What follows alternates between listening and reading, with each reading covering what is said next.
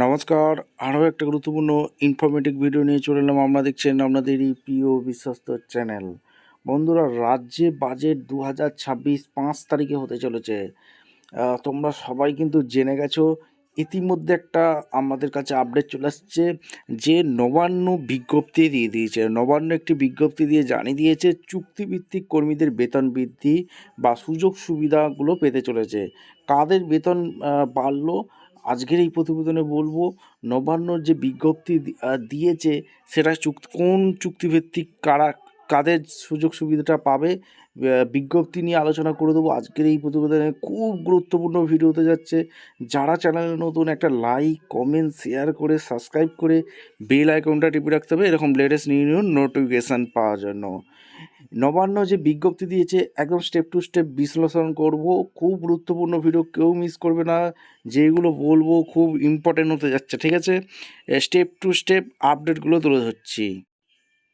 আচ্ছা, বিজ্ঞপ্তিটা ডাউনলোড করে নিলাম। বিজ্ঞপ্তিতে বলেছে government of West Bengal finance department থেকে, নবান্ন থেকে একদম নোটিফিকেশান করে জানিয়ে দিয়েছে শরৎচন্দ্র রোড, হাওড়া 711102 16/12/25 একটা নোটিফিকেশান দিয়ে জানিয়ে দিয়েছে কাদের এই সুযোগ সুবিধা পাবে, চুক্তিভিত্তিক কর্মীদের কাদের বেতন বাড়বে, কি একদম ডিটেলস এই প্রতিবেদনে বলছি, ঠিক আছে? স্টেপ টু স্টেপ একদম দেখাচ্ছি। খুব গুরুত্বপূর্ণ ভিডিও, কেউ মিস করবে না। স্টেপ টু স্টেপ দেখে নাও। আচ্ছা, কি বলেছে এখানে একদম এক এক করে বলছি। ডব্লিউবি কন্ট্রাকচুয়াল এমপ্লয়ি, রাজ্য সরকারি চুক্তিভিত্তিক কর্মীদের জন্য বিরাট ঘোষণা অলরেডি করে দিয়েছে অর্থ দপ্তরের নতুন বিজ্ঞপ্তি। কাদের মিলবে এই সুযোগ সুবিধা একদম স্টেপ টু স্টেপ দেখাচ্ছি।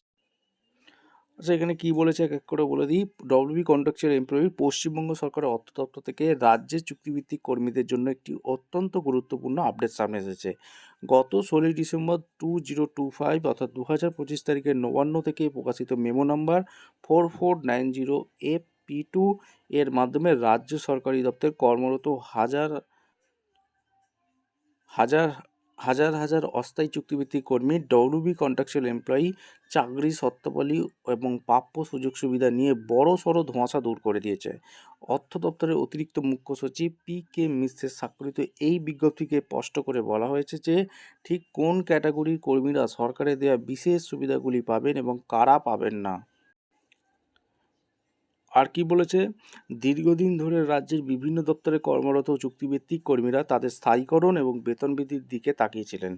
রাজ্য সরকার 2011 সালের মেমো নাম্বার 9008 FP এর মাধ্যমে 2010 2010 সালের 1 এপ্রিল আগে নিযুক্ত কর্মীদের চাকরির নিরাপত্তা বা সিকিউরিটি অফ এবং বাৎসরিক ইনক্রিমেন্টের সহ অবসরের সুযোগ প্রদান করেছিল। আচ্ছা, তার পরবর্তীতে কি বলেছে, 2013, 16, 19 এবং 2024 সালে বিভিন্ন সময়ে আরও বিজ্ঞপ্তি জারি করেছে এবং সুযোগ সুবিধাগুলি বাড়ানো হয়। কিন্তু পরবর্তী সময়ে নিযুক্ত কর্মীরা এই সুবিধা পাবেন কি না তারই বিভিন্ন দপ্তরের মধ্যে বিভ্রান্তি ছিল। নতুন বিজ্ঞপ্তিতে সেই বিষয়ে পরিষ্কার করে দেওয়া হয়েছে। আচ্ছা, কি বলেছে কাদের মিলবে সুবিধা, অর্থ দপ্তরের স্পষ্টীকরণ। অর্থ দপ্তরের নতুন এই নির্দেশিকায় মূলত দুটি বিষয় ক্যাটাগরিকে আলাদা করা হয়েছে, নিচে বিস্তারিত বলে দিচ্ছি।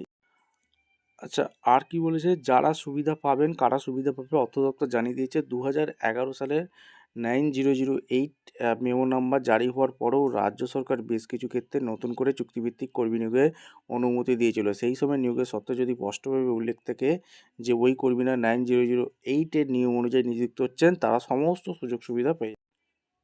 এখানে কি বলেছে, এক্ষেত্রে চাকরির মেয়াদ 5 বা 10 বছর পূর্ণ না হলেও তারা 2013, 16, 19 এবং 2024 সালে ঘোষিত বর্ধিত পারিশ্রমিক অন্যান্য সুযোগ সুবিধা যেমন মেমো 1091 P2 আওতাভুক্ত থাকবেন, ঠিক আছে? আচ্ছা, যারা সুবিধা পাবেন না, কারা সুবিধা পাবেন না। অন্যদিকে অর্থ দপ্তরের বিভিন্ন সময় বিশেষ প্রয়োজনে সম্পূর্ণ আলাদা শর্তাবলী এবং বেতন কাঠামোতে কিছু চুক্তিভিত্তিক কর্মী নিয়োগের অনুমোদন দিয়েছে। এই বিশেষ ক্যাটাগরির কর্মীরা 9008 মেমো নম্বর পরবর্তী সংশোধিত অর্ডারগুলি কোনো সুবিধা দাবি করতে পারবেন না।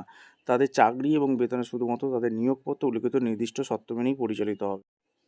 আচ্ছা, কর্মীদের জন্য জরুরি পরামর্শ দেওয়া হয়েছে। এই বিজ্ঞপ্তি থেকে এটি দিনের আলোর মতো পরিষ্কার যে রাজ্যের সমস্ত চুক্তিভিত্তিক কর্মী একই নিয়মের ছাতায় তলে আসেন না। আপনি যদি একজন চুক্তিভিত্তিক কর্মী হন তবে আপনার নিজের স্ট্যাটাস বোঝার জন্য নিচের বিষয়গুলো খেয়াল রাখুন। আপনার এঙ্গেজমেন্ট লেটার বা নিয়োগপত্রটি ভালো করে পরীক্ষা করুন। দেখুন সেখানে আপনার নিয়োগে কোন মেমোর অধীনে কোন শর্ত হয়েছে। যদি আপনার নিয়োগ 9008 বা তার সমতুল্য অর্ডারের অধীনে হয়ে থাকে তবে আপনি সরকারি বর্ধিত সুযোগ সুবিধার যোগ্য বলে বিবেচিত হবেন। ভিডিওটা ইনফরমেটিভ মনে হলে আমাদের চ্যানেলে ফার্স্ট টাইম থাকলে চ্যানেলটাকে সাবস্ক্রাইব করে বেল আইকনটা টিপে রাখতে হবে লেটেস্ট নিউ নোটিফিকেশন পাওয়ার জন্য। দেখা হচ্ছে কোনো পরবর্তী ভিডিও। অসংখ্য